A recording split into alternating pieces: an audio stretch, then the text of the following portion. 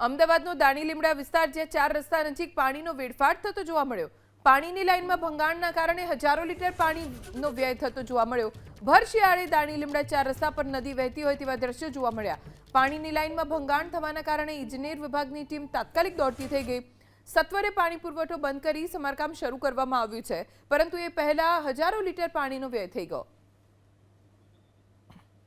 દાણીલીમડા 4 રસ્તા પાસે જ પાણીની લાઇનમાં ભંગાણ થયું, જેના કારણે ભર શિયાળે રસ્તા ઉપર જાણે નદી વહેતી હોય એટલું પાણી જોવા મળ્યું। પાણીનો વ્યય થતાં સ્થાનિકોએ તાત્કાલિક કોર્પોરેશનને જાણ કરી, જેથી એન્જિનિયર વિભાગ તરફથી લોકો સમારકામ માટે સ્થળે પહોંચી ગયા છે। પાણી પુરવઠો થોડા સમય માટે બંધ કરવામાં આવ્યો છે, જેથી કરીને સમારકામ કરી શકાય। પાણીની લાઇનમાં ભંગાણના કારણે હજારો લીટર પાણીનો વ્યય થતો જોવા મળ્યો। ભર શિયાળે દાણીલીમડા 4 રસ્તા પર નદી વહેતી હોય તેવા દ્રશ્યો જોવા મળ્યા। પાણીની લાઇનમાં ભંગાણ થવાના કારણે ઇજનેર વિભાગની ટીમ તાત્કાલિક દોડતી થઈ ગઈ। સત્વરે પાણી પુરવઠો બંધ કરી સમારકામ શરૂ કરવામાં આવ્યું છે, પરંતુ એ પહેલા હજારો લીટર પાણીનો વ્યય થઈ ગયો। દાણીલીમડા 4 રસ્તા પાસે જ પાણીની લાઇનમાં ભંગાણ થયું, જેના કારણે ભર શિયાળે રસ્તા ઉપર જાણે નદી વહેતી હોય એટલું પાણી જોવા મળ્યું।